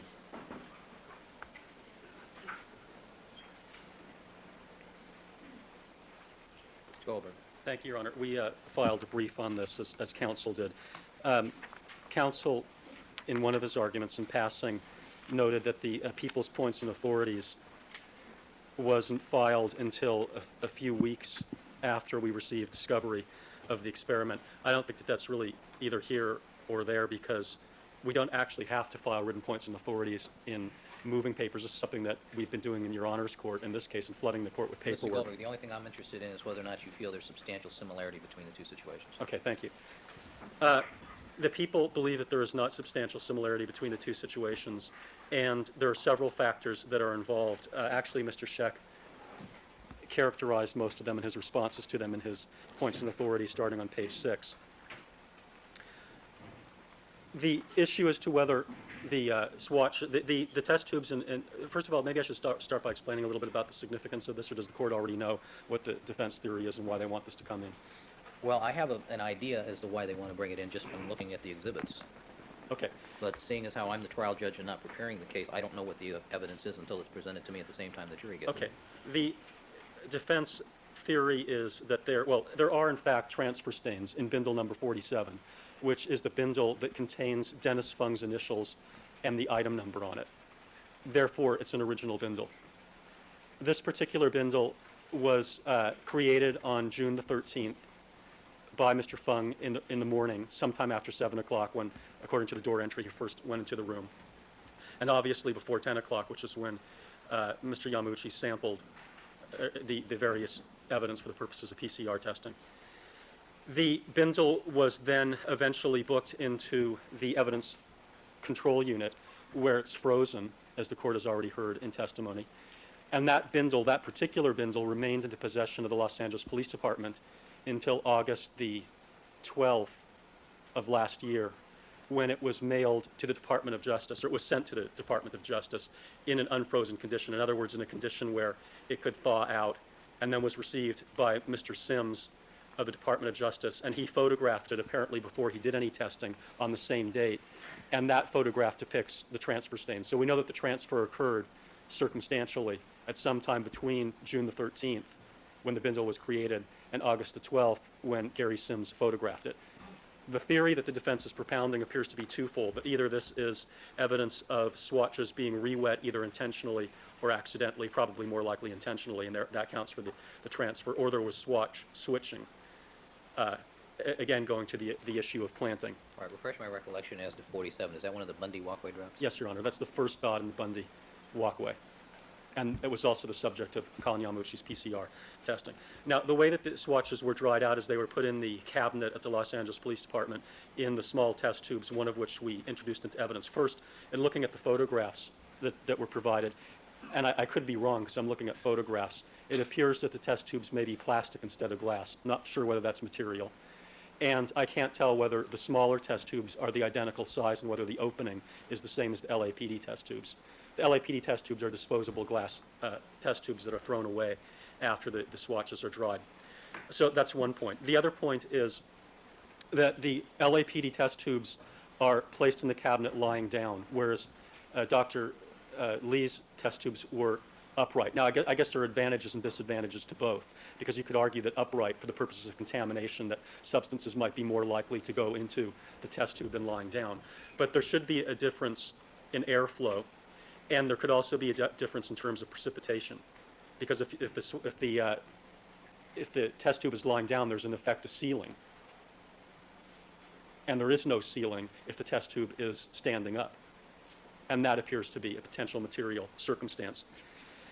We also talked about not being able to replicate temperature and humidity. Counsel says that the lab was air conditioned. I don't recall that testimony. He doesn't have a citation in the transcript, and I don't know whether it was or not, but I don't believe it's in the record one way or the other. So trying to replicate the exact temperature and humidity cannot be done. And we do know from the generic literature on drying experiments that this can play a very important role in terms of the length of time that it takes items to dry.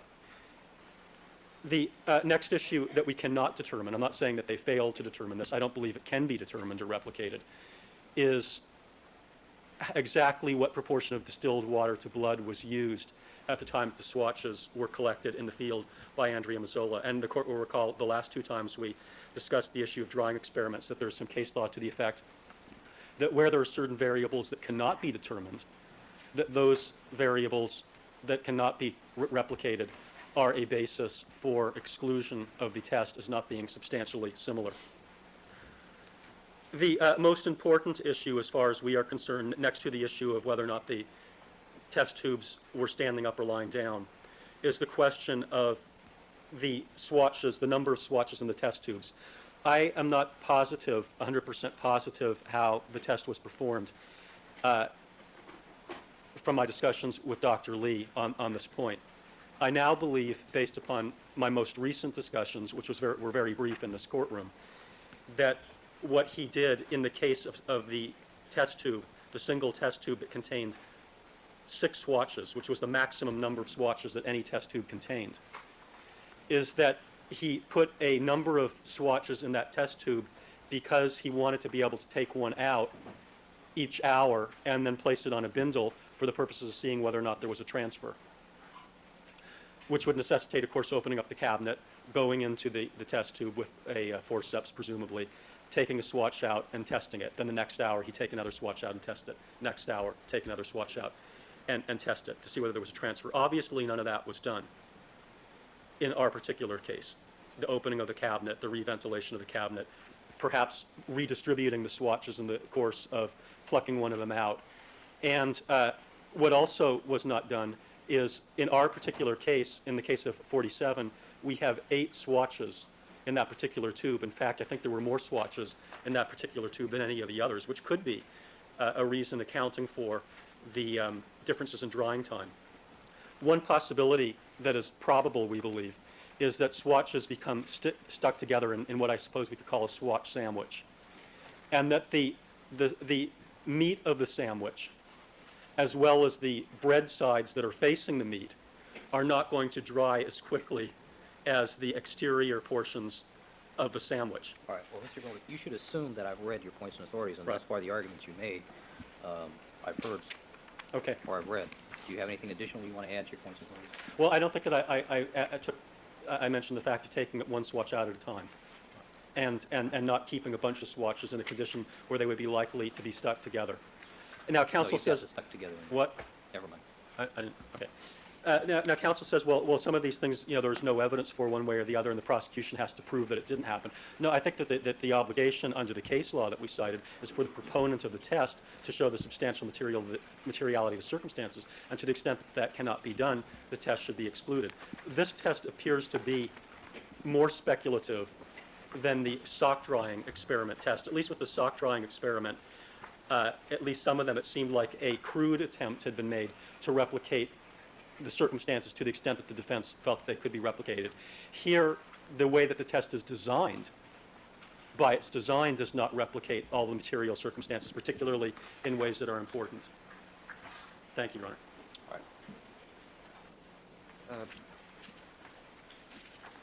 Mr. Goldberg indicates that at least one argument the prosecution will make and has made in its brief is the suggestion that the swatches were originally dry, and then when they were put in the freezer and taken out of the freezer, condensation formed, and that accounts for the wet transfer observed at the Department of Justice and is noted in the notes of Gary Sims. That argument is irrelevant to this experiment and this discussion, because the point at issue here is whether or not the swatches on the morning of June 14th, when taken out of the test tubes, were wet or dry. That's the point in contention. The record here indicates that Andrea Mazzola testified in August that when she assisted Dennis Fung in removing the swatches from the test tubes, that she initialed the bindles, or she put her initials on at least some of the bindles. None of these bindles have her initials. That was established at this trial. We've also established at this trial, through the testimony of Thano Paradas, that there's 8 cc's of blood in the calibrated needle that he withdrew blood from Mr. Simpson, and we've established that Colin Yamauchi used 1 cc when he made the swatch, the Fitzco card, and that the next business record recording is toxicology, and they measured the amount of blood in the tube, and that's 5.5 milliliters. That means at least 1.5 milliliters of blood is missing. That is part of the background here. There is wet transfer on the original bindle 47. I don't think that's in dispute by any of their experts, and even from Mr. Goldberg's argument. The issue is what could have caused that wet transfer.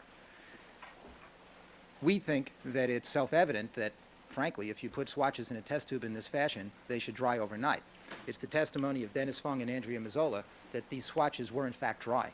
They both testified to that fact. They both testified that the procedure involved, Mazzola is very specific in the page citations I put in the brief, that they would not put them in the bindles. Kelly, thank you so much. Merry Christmas again. And everyone here, you make modding a joy, not a job. Best cat, best chat, best mods, best content. Thank you, Kelly. Thank you. If they were wet. Colin Yamauchi testified that he noticed nothing unusual about the bindles when he cut the swatches.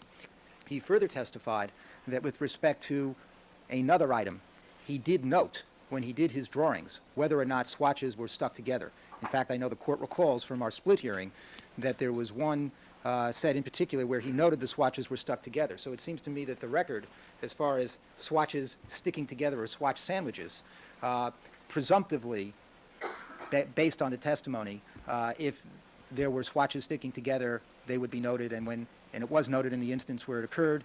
And if they weren't sticking together if they were sticking together for 47, it should have been noted by one of these people. Seems to me a fair inference from this record. Now, Dr. Lee went about doing this swatch drawing experiment in a controlled fashion. The key here is that the swatches are the same swatches used by LAPD. We got them from LAPD, as opposed to the sock drawing experiment, where nobody has been able to find the same kind of sock. And that is a material difference, because when you're trying to determine drying, you need the same kind of material. So we have the same swatches. We got it from them. Dr. Lee then went about doing a controlled experiment whereby he performed a swatch collection in exactly the same fashion described by Fung and Mazzola, by putting a drop of blood outdoors on cement, letting it dry, swatching it in the same fashion they described, and creating a series of outdoor swatches. Then as a control, he took a series of indoor swatches where he saturated the swatches with whole blood. And he performed both experiments simultaneously to see if there would be any differences in terms of volume of blood versus distilled water, and found no differences. Essentially, within the range of drying times here, what you find is that when you take swatches out of the test tubes after 1 hour, you see wet transfer, as is depicted in it's all documented in photos. When you take swatches out after 2 hours, you still see some evidence, but less of wet transfer. And after 3 hours, none of the swatches reveals any evidence of wet transfer. They're all dry. Now, he also varied the number of swatches in the tubes in order to try to control for how they might have fortuitously been in a tube overnight. 2 tubes had 1 swatch, 1 tube had 2 swatches, 1 tube had 3 swatches, 1 tube had 4 swatches, 1 tube had 6 swatches. He informs me that they are plastic tubes. He also varied the size of the tubes to account for differences in circulation, and they all turned out, again, to have the same pattern in terms of drying. He also put, as we indicated, different numbers in the tubes. The fact that the tubes were upright and the swatches were on top of each other is a fact which, in effect, favors the prosecution, since it's their contention that swatches creating a sandwich might tend to dry when they're on top of each other more slowly than if they're separated from each other. So to that extent, that difference, which we don't think is a material difference in terms of substantial similarity, favors them. Now, the record is clear from Mr. Matheson and from But is all there of... anything in the California case law that says that if a condition more favors one particular side, I can ignore the substantial similarity requirement? No, but I'm just pointing out that you have to make a discretionary ruling as to whether something is substantially similar or not, whether the differences are material. We don't have to prove identity with respect to the condition. The issue here You mean is like whether or not their staples, objections are holes in material a for page purposes of 4? these experiments. Do you mean like that? And we don't think that these differences Hypocrite. are conceivably material for the limited purpose for which the experiment is being offered. And if they think there is a difference, or they're given this set of circumstances, they're perfectly free to do their own experiments to prove ours are wrong in terms of the range of time it takes for a swatch to dry. Now, we've all been to the evidence processing room in the cabinet. It's described as a normal room, air-conditioned in the lab. It's room temperature, an ordinary cabinet. That was the testimony. No special heating or cooling there. So on the assumption that it's 25 degrees centigrade, Dr. Lee put his swatches in a cabinet that is substantially similar to the cabinet we see depicted in the photographs in this room. If there is some factor here, unbeknownst to any of us, that the evidence processing room for some reason at LAPD was unusually hot or unusually cold, and it wasn't room temperature, then they're perfectly free to bring that on to prove that there's a material difference here. But I don't hear any of that, and I think the record, based on the testimony of everybody and our visits to the lab, is that it's room temperature. But don't you agree that ought to be the obligation of the proponent to establish that? Well, the record is that this was a room at room temperature, and that and they put it in an ordinary cabinet. So we replicated that condition, and that's what the testimony will be. I think we've demonstrated that. With respect to the argument that the proportion of blood to distilled water on the evidence swatches is unknown, preventing duplication of this condition in the swatch drying experiment, Dr. Lee will testify that the actual swatches in this case and the outdoor swatches started with 1 drop of blood, which is approximately 0.05 cc's. He gets these numbers from extensive experimentation with blood drops, which he will testify to. And the range of variation ordinarily found is between 0.03 to 0.06. So unless the testimony is clear as to the methods used by Andrea Mazzola in wetting a swatch and taking the blood stain. Nothing in that testimony indicates that she would have saturated it with a volume of distilled water that, in Dr. Lee's opinion, could make any difference here, 10 cc's of water, in terms of the swatch drying experiment. And as I indicated, he did a control by having one set of swatches that were just saturated in blood indoors. So he tried to control for those conditions. And I think I've addressed the issue of whether the swatches were stuck together or not. I think the record is clear that they noted when swatches were stuck together, and according to them, there's no notation of swatches being stuck together here. So as far as that's concerned, they're free to argue to the jury or bring on a witness in rebuttal to say, I forgot to tell you, and I forgot to indicate in my drawings that the swatches were stuck together. And I think that about covers it, except for the fact that I think it is a critical issue as to getting a range before the jury as to when these kinds of swatches would dry and when they wouldn't, and when they would leave wet transfer and when they wouldn't. And that's the limited purpose for this. And for that limited purpose, we feel that this experiment is substantially similar to the conditions at issue, and that the prosecution has not shown that there are material differences that would weigh so heavily in this equation that this highly relevant evidence shouldn't go before the jury. And it's all documented. And finally, the reason that this experiment was the last thing Dr. Lee did just before filing his report, so they got this immediately within days of the completion of the experiment with all his notes, all the photographs, all the documentation. And they asked him about it a number of times already, weeks before he came in here to testify. All right. Thank you, counsel. Briefly, if you must. Thank you, Your Honor. First of all, and I'll just hit the issues very quickly, Your Honor. The idea that there's a common drop size between 50 and 60 microliters is something that is stated in Mr. McDonald's book on blood spatter. But I am not aware of empirical data to support that proposition. If Dr. Lee is going to rely on such material, I believe that we're entitled to have that in discovery, and I'm sure he probably provide it to us upon our request. I'm just saying I'm not aware of such material. I don't want to address what we believe to be non-issues, which are the questions of Andrea Mazzola saying of Andrea Mazzola's initials not being on the bindles because she didn't bindle virtually any of the items there at all, and it's just neither here nor there. It doesn't go to the substantial material of the experiment, and I think we should concentrate on the issues at hand. Similarly, Dennis Fung's testimony that they appeared to be dry, which is what he's saying, but he did not check them, by feeling them, obviously, is again not in any way relevant to the substantial materiality of the test, which is the legal issue that we're dealing with. The swatches, it seems very likely, could have stuck together or been placed one on top of each other while they were lying down after being poured out into a bindle, and then packaged, could have been reconfigured, and we'll never be able to reconstruct those set of events, and I wouldn't expect that anyone could be expected to remember them. But the most important thing I'd like to say, Your Honor, in response to counsel's arguments in relationship to the freezing and unfreezing, and this is the last point I'll make, because I know the court would like to get on with the matter. The issue is being defined more narrowly by counsel than it really is. He's saying all we want to show is how long it takes swatches to dry, and that's the issue, and therefore freezing and unfreezing is not relevant. The real issue is not how long it takes swatches to dry. No one cares about that. The issue is how do transfers occur in bindles. That's the issue that the defense cares about. That's the issue that parties are going to be arguing about. That is the issue that this experiment theoretically is supposed to provide additional evidence to the jurors about. And therefore, freezing and unfreezing, everything that happened to these swatches between the time that the bindle was created and the time that the transfer was noticed is relevant. And no one is aware of what the effect is on freezing and unfreezing, because a lot of the issues that have been brought up in this case, no one cares about. They haven't been investigated in the scientific literature. There are no experiments that have been done. So we are simply trying to make guesses. Well, this could happen, this might happen. Maybe if you did it this way, it would be different or more favorable to one side or the other. The point is we don't know.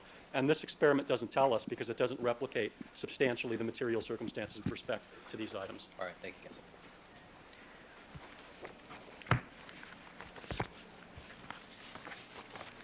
All right, I've reviewed the points and authorities that were filed by both sides and heard the substantial argument.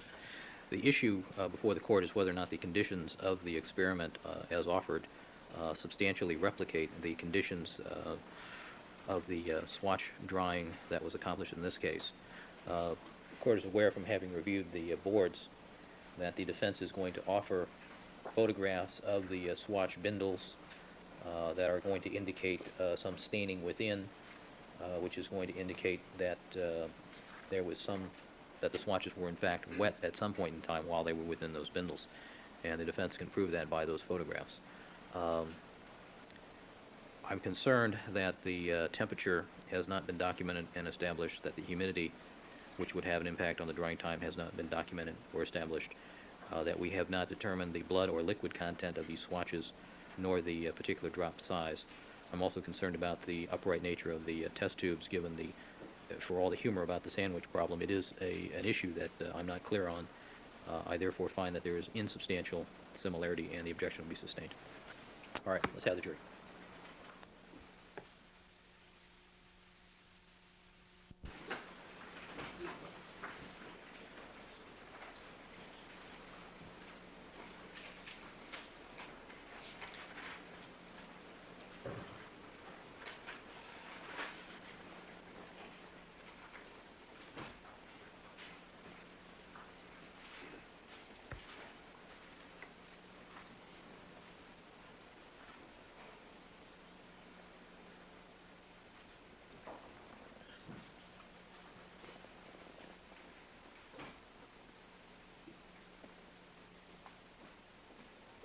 All right, let the record reflect that we've been rejoined by all the members of our jury panel. Good morning, ladies and gentlemen. I don't know quite how to tell you this. You have a rather unusual distinction. As a sequestered jury, as you know, you've been sequestered since mid-January, and as of yesterday, you have surpassed the amount of time that the Manson jury, if you recollect from 20 years ago, was in sequestration, so some kind of a dubious record, I'm sure. In talking to some of you individually and in observing you, I know that you are a very tough and tenacious group of people. I know that you've made a commitment to see this matter through. And I know that you are disappointed with the delays that we've had, but I'm sure after I've tried to explain them to you, you understand that there are certain things that just have to be taken up out of your presence. and that take a substantial amount of time, unfortunately. I want you to know that I've expressed again my concern to the lawyers for both sides that we move this case along at a little faster pace. Before me right now, there's a very significant legal issue that I'm going to have to spend a considerable amount of time considering outside of your presence. But I'm going to be doing that this Friday afternoon, and I anticipate working on these matters over the weekend, both Saturday and Sunday, so that we don't take up jury time for those matters. I want you to know that we're very cognizant of the demands that we've made upon you. I know that this has not been an easy experience for any of you. Probably fun for about the first 8 hours, and then after that it became real tough. But each of you has shown us by your endurance and by your cheerfulness every day when you come in here that you're still with us. But I want you to know that we appreciate the burden that we've placed upon you and the demands and the restrictions that we've placed upon you. This is much worse than being in the Army, I'm sure, from your perspective. But I want you to know that each and every person involved in the prosecution and the defense of this case appreciates your sacrifices, and they will keep that in mind in the future as they prepare their examinations of witnesses, and will hopefully keep their examinations to what is absolutely necessary. All right, having said that, also, Ms. Clark, one of the lead prosecutors, is not available today. However, the prosecution has decided to proceed in her absence, and she can read the transcript and or see it on TV to catch up with us. All right? Dr. Lee, would you resume the witness stand, please? Yes, Your Honor. All right, let the record reflect that Dr. Henry Lee is again on the witness stand, undergoing direct examination by Mr. Scheck. All right, good morning again, Dr. Lee. Good morning. All right, Doctor, you're reminded, sir, that you were still under oath. Mr. Scheck, you may continue with your direct examination. Yes. Thank you, Your Honor, and I hope to conclude the direct examination. Good morning, ladies and gentlemen of the jury. Dr. And, Lee? excuse me, Mr. Scheck, Ms. Moxham, our court report indicates that she's probably able to go through to the noon hour break. Your Honor, with permission of the court, I'd like to take enough. You may. Mr. Harris? I bet he loves that, Kelly. This would be appendix next in order is 1356. And this board is entitled Rockingham Residence Front Foyer. All right, 1356. 8 photographs. All right, Dr. Lee, you may step down to see that. Thank you, Your Honor.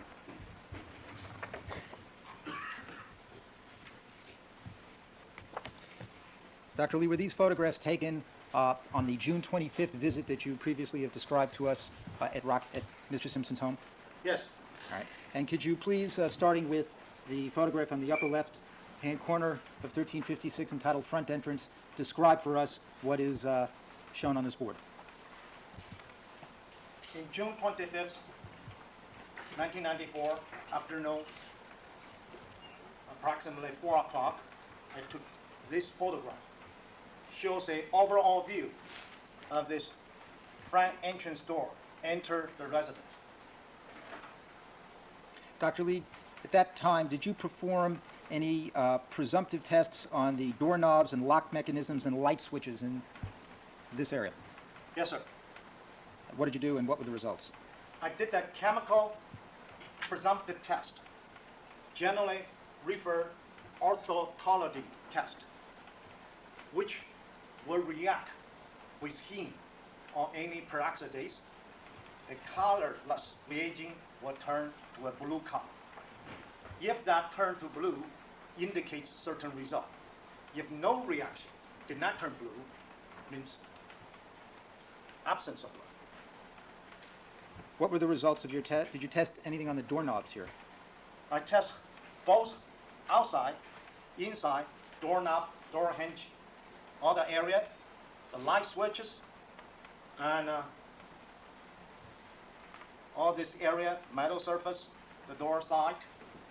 What were the results? Negative? The result, Objection, Your Honor, to presumptive blood testing. Overruled. all my test result were negative. Did you examine the staircase going upstairs? Yes, sir, I did. And what did you do and what did you find? I use a magnifying glass, look through every steps. Any step have a discoloration or brownish color or any other indication, I will perform a test. What results? All negative. Would that be an indication that there was no blood of any kind that you could detect in your examination of the stairs leading up to Mr. Simpson's bedroom? The area I tested, I did not find anything. Did you do something, did you perform the same examination of the hallway that leads into Mr. Simpson's bedroom? Yes, Yes, to date, Your Honor. This is all on June 25th, I take Yes, it. And what were the results there? negative. Now, call your attention to the foyer floor photograph. Could you tell us what that is? Foyer floor photograph is depict a center portion of the front enter foyer. I have to point it out.